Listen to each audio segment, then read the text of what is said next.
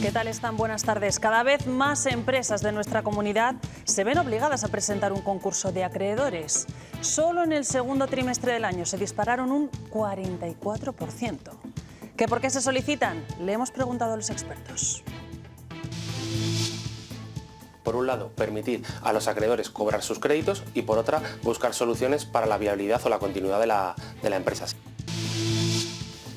Según los últimos datos publicados en Castilla y León, el pasado mes de agosto se crearon 185 nuevas empresas. Esto supone un 22,5% más que en el mismo periodo del año pasado. Además, es el cuarto mejor dato histórico en un mes de agosto. Las gasolineras se quejan de las tramas y fraudes cada vez más frecuentes en el sector de los hidrocarburos. Dicen que no pueden competir en igualdad de condiciones frente a las estaciones de servicio que compran a estas tramas, a estas organizaciones criminales y que gracias a eso pueden bajar excesivamente los precios. Más del 25% de las operaciones, de las ventas en el sector de combustibles, están afectadas por el fraude. Esto es crimen organizado. Los ganaderos leoneses han aprovechado este certamen Asturiana de los Valles de Villablino para pedir mayor control y prevención ante la enfermedad hemorrágica epizootica que ha pegado fuerte este verano en León. Piden vacunas más efectivas. Y hoy nos acercamos a las farmacias para contarles los problemas que están teniendo las familias con algún miembro que padece trastorno por déficit de atención e hiperactividad. No encuentran medicación. Este sepulcro en el que descansan los restos de la princesa escandinava Cristina representa la conexión entre Noruega y esta localidad burgalesa de Covarrubias.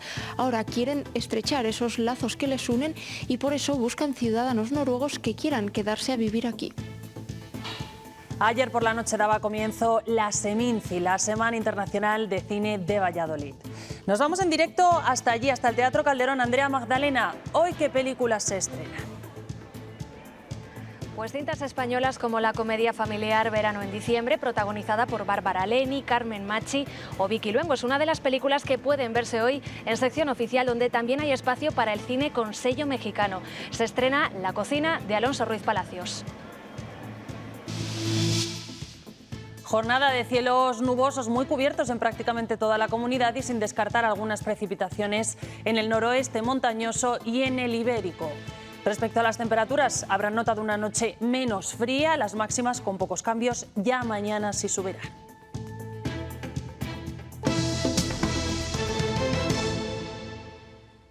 Cada vez más empresas de nuestra comunidad se ven obligadas a presentar un concurso de acreedores. Solo en el segundo trimestre del año, casi 500 negocios tuvieron que hacer frente a problemas de liquidez y amenazas de cierre, un 44% más de un año a otro. Pero no solo eso, también se dispararon las demandas por despido. En concreto se han presentado 1.568, un 23% más que el año pasado. Una empresa se acoge a un concurso de acreedores cuando tiene problemas de solvencia. La finalidad es, por tanto, doble. Por un lado, permitir a los acreedores cobrar sus créditos y por otra, buscar soluciones para la viabilidad o la continuidad de la empresa, sin que se llegue a su quiebra total. Y en esos casos, ¿qué sucede con los trabajadores afectados? Si la empresa se queda sin actividad, van a ser despedidos o serán despedidos, tienen que impugnar de forma inmediata, en un plazo de 20 días, ante el juzgado de lo social ese despido. En cambio, si la empresa se mantiene abierta, los empleados deben continuar acudiendo a trabajar, aunque su contrato podría modificarse por necesidades de producción. Y los trabajadores en este caso tienen un privilegio especial, es decir, cobran de los primeros. Un proceso que suele durar más de un año y en el que se elabora un plan de reestructuración para intentar que la empresa vuelva a tener viabilidad económica. Según los últimos datos publicados por el INE, en Castilla y León el pasado mes de agosto se crearon 185 nuevas empresas. Esto supone un 22,5% más que en el mismo periodo del año pasado. Además, se trata del cuarto mejor dato histórico en un mes de agosto. Este crecimiento posiciona a nuestra comunidad como una de las más activas del país y encadena 5 meses consecutivos de crecimiento. Estas nuevas sociedades mercantiles invirtieron casi 16 millones de euros. Buenas noticias para las exportaciones de Castilla y León. Durante los 8 primeros meses del año alcanzaron los 13 millones de euros, un 15% más frente a una caída nacional del 0,5%. Estas cifras arrojan un superávit comercial para nuestra comunidad de unos 3 millones gracias al empuje de las ventas, sobre todo de material de transporte.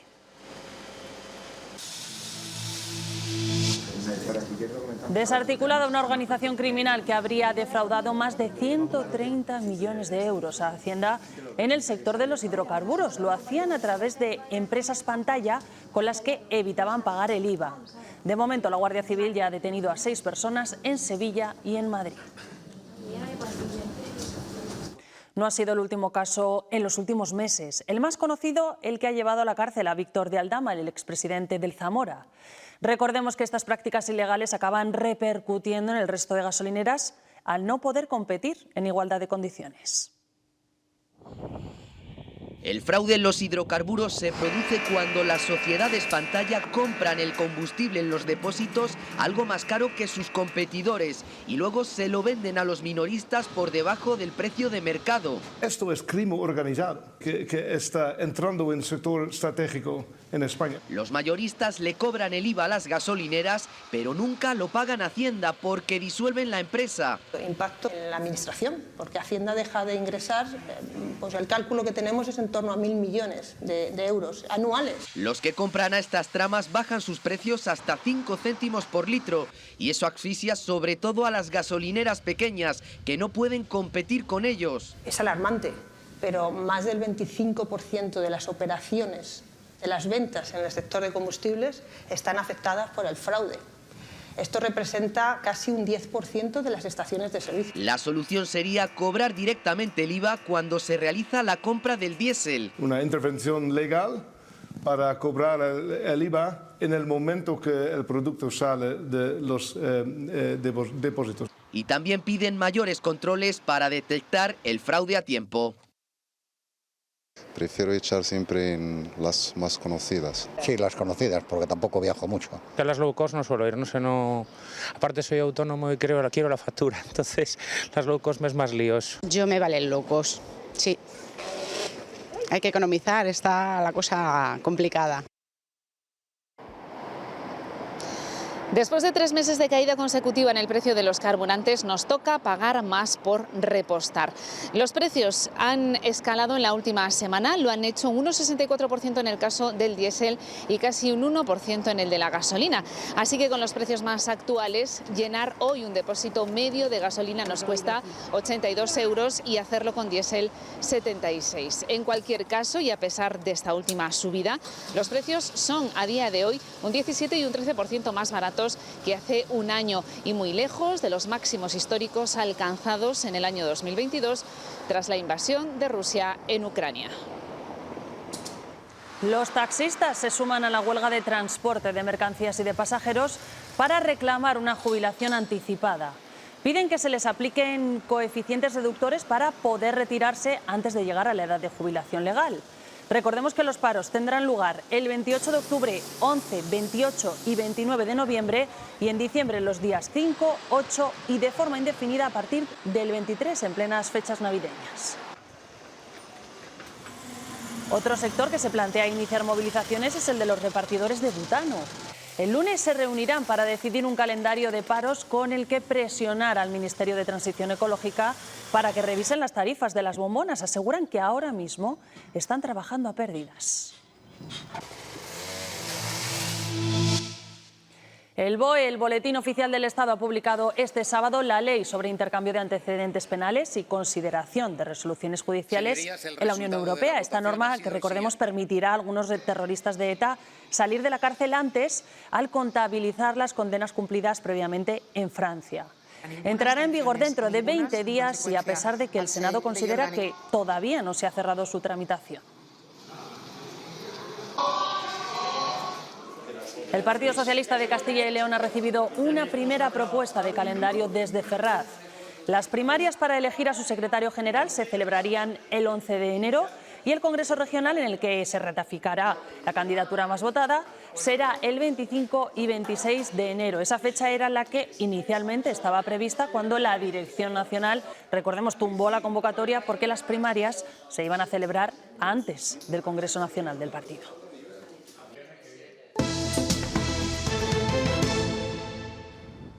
Una joven ha fallecido y 2 personas han resultado heridas graves. Una de ellas está en estado crítico tras un brutal accidente entre 2 vehículos en Santa Marta de Tormes, en Salamanca. Ha ocurrido a primera hora de esta mañana en este punto de la carretera CL 510, cuando los 2 coches chocaron frontalmente. Y en Muñana, en Ávila, un trabajador ha perdido la vida tras sufrir un accidente en la zona de descargas de camiones de una empresa situada en esta localidad abulense.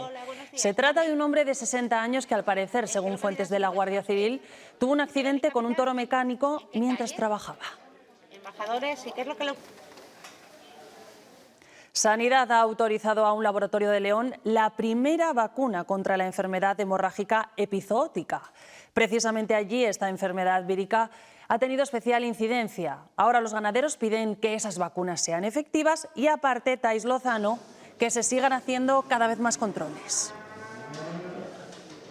La enfermedad hemorrágica epizootica ha pegado fuerte este verano en León. Es la provincia más afectada de la comunidad, con más de 130 casos. Por eso los ganaderos leoneses piden mayores medidas de control y de prevención y también vacunas más efectivas. Ha sido la principal reivindicación del sector en este certamen Asturiana de los Valles de Villablino, en León, que cumple 28 ediciones con récord de participación, con 160 animales inscritos de 32 ganaderías. Una vacuna que sea efectiva en ese caso, porque al final sí, hay alguna vacuna por ahí, pero abortos y demás, entonces que lo miren un poco, que lo revisen. Tampoco te garantizan con la medicación que te ponen si se va a curar o no. Son antiinflamatorios y cosas de esas que al final... Te exigen papeles y vueltas y para nada que te van a dar. Alerta a las farmacias por desabastecimiento de algunos medicamentos. Ocurre, por ejemplo, con Concerta para tratar el TDAH, el trastorno por déficit de atención con hiperactividad. Es el fármaco que más está faltando últimamente, pero no el único. Vean. Estos son algunos de los medicamentos más buscados en estos momentos. Las farmacias no disponen de existencias y las reposiciones llegan con cuentagotas. Hay desabastecimiento. Medicamentos para trasplantados, medicamentos para déficit de atención, donde hay pocos pacientes y, claro, localizar ese medicamento es muy complicado y sustituirlo es imposible a veces. Ese es el mayor problema, cuando no hay existencias de fármacos únicos para los que no existen alternativas. Para hacer frente al desabastecimiento, los farmacéuticos cuentan con una red social, PharmaHelp, para localizar el medicamento que precisa el paciente. Entramos en la red esta de PharmaHelp y te dice la farmacia que te pilla a ti mejor para recoger ese medicamento. La falta de suministros va variando por meses, cada vez afecta a un fármaco diferente. Es un fenómeno que se repite desde hace 4 años y que se debe a diferentes causas, pero la principal suele ser la baja rentabilidad. Que terapéuticamente tienen muy pocos pacientes, pues esos son los que más sufren los desabastecimientos, porque el laboratorio es una empresa que necesita ser rentable.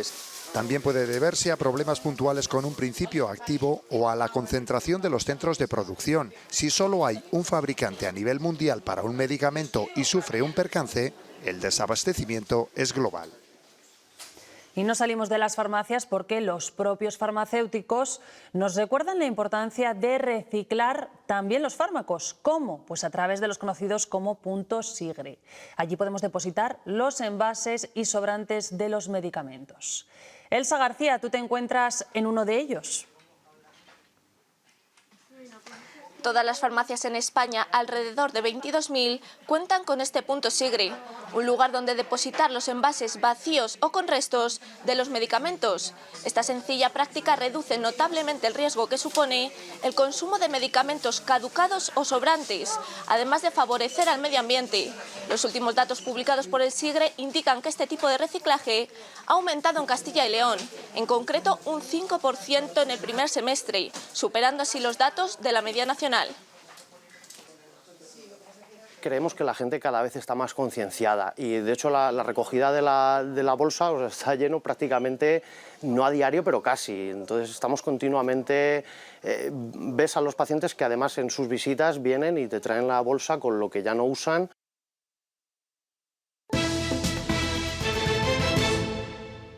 Las altas capacidades se dan a conocer hoy en Segovia gracias al proyecto Talento Segoviano. Este sábado, Mario Pérez, tiene lugar la primera jornada. Pues así es, se trata de la primera jornada de este tipo aquí en Segovia, que nace con un objetivo claro: crear una serie de vínculos entre los diferentes sectores de la sociedad, como son el educativo, el social o el sanitario, con aquellas personas con altas capacidades. La jornada de hoy sábado cuenta con varias ponencias y un taller que permiten a los asistentes no solo conocer, sino también reflexionar y detectar a aquellas personas, y especialmente los menores, que poseen estas altas capacidades. Desde la asociación organizadora recuerdan que cerca de un 10% de la población se encuentra dentro de este grupo, aunque la mayoría son casos no detectados, algo que puede acarrearles una serie de problemas no solo en su ámbito personal, sino también en el educativo. A la hora de detectar las altas capacidades, cada caso es único. De la necesidad de aprender y divulgar cómo reconocer los patrones, nace la jornada de Talento Segoviano. Centrarnos mucho, sobre todo a nivel escolar, en medidas de respuesta educativa, sobre todo en medidas metodológicas, de evaluación, etcétera. También ayudar mucho a las familias a la gestión emocional, a la gestión interpersonal. A través de diversas charlas, este evento busca que sus asistentes generen una sensibilidad de cara a este grupo de población. Si no te acompaño conforme a tu realidad, vas a estar creciendo con es muy vago o vaga, no hace nada, es muy interruptor, siempre está parando. Un trabajo de divulgación que permitiría así detectar más casos de altas capacidades en nuestro país. La estadística me dice que aproximadamente un 10% de la población mundial tiene altas capacidades, pero en España solo está identificado el 0,62%. De los 80 participantes que ha habido aquí, si cada uno se lo dice a 3 personas, son 3 por 8, 240 personas que pueden entender un poquito qué es esa alta capacidad. Y todo con un objetivo final tanto educativo como social. Saque estrategias nuevas y más útiles para aprender a tratar a nuestros niños y niñas con altas capacidades. Un proyecto pionero en Segovia donde la comprensión es uno de los puntos más importantes a la hora de potenciar, especialmente en los más pequeños, el desarrollar estas competencias. El permiso de maternidad para las familias monoparentales pasará de 16 a 26 semanas. Así lo ha reconocido el Tribunal Supremo, con el objetivo de no discriminar a los niños nacidos en familias con un solo progenitor. De momento, eso sí, esta decisión histórica solo será aplicada para funcionarios públicos. Y seguimos hablando de paternidad y de redes sociales. Para muchos padres, para muchas madres, Internet sirve de herramienta de ayuda para criar a sus hijos, pero al mismo tiempo cada vez son más los que se sienten cuestionados y juzgados por su forma de educar, ni más ni menos que el 86%, según un estudio presentado en el 4º Congreso Nacional de Asociaciones de Enfermería Pediátrica. Cristina Pastor. Sí, el estudio realizado a padres y madres de niños entre 3 meses y 6 años asegura que el uso de redes sociales e Internet para la crianza de los hijos puede tener 2 consecuencias. La positiva es que disponen de mucha información para adelantarse a los problemas. Sin embargo, la negativa es que el exceso de pautas en la crianza les puede llegar a generar estrés emocional debido a que sienten la necesidad de siempre tener que tomar las mejores decisiones. Psicólogos que abogan por la crianza respetuosa, pediatras o instagramers que dan consejos. Las redes sociales ofrecen un gran volumen de información sobre la crianza de los hijos. Sin embargo, el exceso provoca en 1 de cada 5 padres una mayor carga mental. Sí, en parte sí, mi caso, porque como que te exige a la sociedad ser la madre ideal. Uno se siente un poco juzgado, recibes muchos consejos y que no sabes si son buenos o son buenos. Al final cada uno lo hace como buenamente puede. Una presión como consecuencia de la cada vez mayor autoexigencia de los padres por tomar las decisiones correctas. Existe esa influencia de las redes sociales, porque ahora todo el mundo opina, todo el mundo sabe, existe la crianza respetuosa. Influencers y de esta gente sí que lo he visto, que tampoco entienden el contexto de cada familia. Hay sobreinformación y yo creo que tampoco es tan difícil criar desde mi punto de vista. La influencia de las las redes en la evolución de la crianza es un hecho. Sin embargo, más del 90% de los padres sigue pidiendo consejo al entorno familiar. Pero creo que es mejor hablarlo con la gente real y con las personas que tienen otros hijos. Consejos aparte, y a pesar de las dudas, casi el 97% de los progenitores toma sus propias decisiones y el 60% confía en su instinto.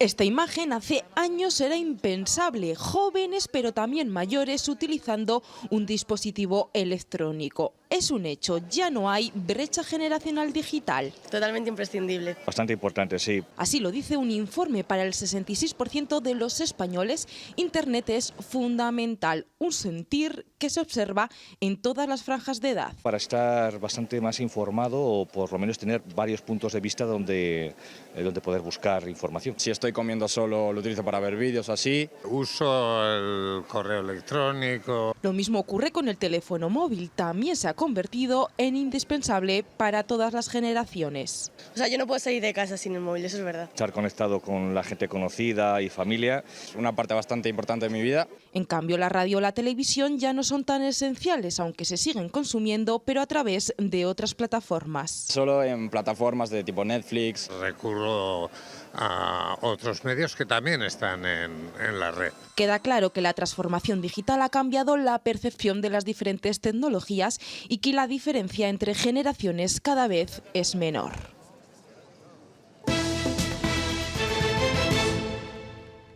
Nos vamos ahora hasta Almendra del Pan, en Zamora, para conocer a Nuria Álvarez. Se trata de una emprendedora que ya ha recibido varios premios por su explotación ecológica de zarzamoras, pero que ahora da un paso más. Su última idea, Martina Carrión, tiene que ver con las galletas. Efectivamente, pues cuando se unen investigación y también la innovación, el resultado son cosas tan curiosas como esta harina que se hace con las semillas de las zarzamoras. El objetivo es que a largo plazo ustedes en sus casas puedan comer galletas. La idea surgió de algo tan sencillo como aprovechar todo de las zarzamoras ecológicas que cultivaba. Un 10 o un 15% de pérdida, si lo puedes volver a reintroducir en la cadena alimentaria, me parece un valor añadido muy importante. Por eso, tras la investigación en la universidad y el testeo realizado por 200 personas de 7 tipos de galletas hechas con harina de semillas de zarzamora y arroz, ahora llega el momento de hacer nuevas pruebas, por ejemplo, cambiando el arroz por harinas de otro tipo. Si puedo reutilizar la semilla de la zarzamora y además la otra harina que mezcle también ser de producción propia, puedo cerrar el círculo y no depender de nadie. Y luego además, porque también la harina de algarroba en algunos casos lo sustituyen, es un sustitutivo del cacao. Entonces, bueno, a ver cómo no de bien puede quedar. Una mezcla necesaria, como nos cuenta Massimo, chef italiano que está colaborando con el desarrollo de las galletas gracias a un programa de la Comisión Europea. La harina de semilla tiene mucho sabor, pero necesita como un soporte de una otra harina, en este caso de algarrobo. El objetivo no es otro que conseguir a medio plazo unas galletas ecológicas sin gluten y sobre todo que sorprendan al consumidor. Y hoy en Valladolid de lo que se habla es del pan y la lenteja, dos productos que desde hace 6 años se unen en esta Feria del Pan y la Lenteja de Mayorga, una jornada festiva para poner en valor dos cultivos tan importantes como el cereal y la legumbre, y precisamente este último agrupa a 4 provincias bajo la IGP de Lenteja Pardina, que actualmente cuenta con 2.500 hectáreas, pero que aspira a llegar hasta las 10.000, algo que desde la IGP nos confirman que es difícil debido a las políticas agrarias comunes. Por eso hoy la gente viene a celebrar estos dos productos tan básicos en esta feria y que son tan importantes para nuestra dieta. Seguimos siendo la indicación geográfica más grande en superficie y en producto envasado, pero es que no nos conformamos. Pedimos siempre a las administraciones que nos echen una mano, porque al final el presupuesto que han retirado desde la administración central, desde el Ministerio, a estas siembras es el chocolate del loro. Era 1 millón de euros para toda España, para todas las marcas de calidad y para la agricultura ecológica. La despoblación sigue afectando a todos nuestros entornos rurales. En Covarrubias, en Burgos, han presentado una curiosa iniciativa para luchar contra esa despoblación. buscan ciudadanos noruegos para repoblarse. Y no es casualidad, Noruega y Covarrubias tienen mucho en común. Lucía Reñón. Covarrubias lleva teniendo conexión con Noruega desde el siglo XIII, cuando la princesa Cristina viajó hasta aquí para casarse. Este sepulcro donde reposan sus restos representa ese vínculo que se sigue manteniendo a día de hoy. Y es que son muchos los turistas noruegos que siguen visitando Covarrubias durante todo el año, atraídos por esta historia. Ahora, en esta localidad burgalesa quieren estrechar los lazos y por eso han presentado el proyecto La Conexión Noruega, que busca atraer turismo de personas mayores o trabajadores nómadas que puedan establecer aquí su vivienda. Pasear por Covarrubias es como adentrarse en la Edad Media, esa época en la que la princesa Cristina de Noruega viajó aquí para casarse con Felipe de Castilla, el abad de la colegiata. Desde entonces, Noruega y Covarrubias mantienen un vínculo muy especial. Un pueblo tan pequeñito y de repente pues viene aquí el embajador, vienen visitas, hacen eventos. Es lo que os comentaba, que sí que hay una relación real, no es algo impostado. Estos lazos son el punto de partida del proyecto Conexión Noruega, que busca capturar turismo silver, es decir, de personas mayores o de nómadas digitales que trabajen en remoto. No queremos que sea un destino simplemente de fin de semana, de venir a echar el día. Queremos que el pueblo tenga vida, que esté vivo. Y nos parece muy importante el tema de repoblar, de que la gente venga al pueblo a instalarse. Covarrubias está considerado uno de los pueblos más bonitos de España. Es un importante destino turístico, pero su población apenas sobrepasa los 500 habitantes. 1981, cuando yo retorné al pueblo a vivir, en la escuela había 246 niños. Ahora son 25. Estaría estupendo que aquí se instalasen, pues no sé, una docena de familias. La Agencia de Innovación Turística a 2 horas de ha encontrado en esta conexión histórica una oportunidad para luchar contra la despoblación y esperan que los primeros vecinos noruegos lleguen ya en 2025.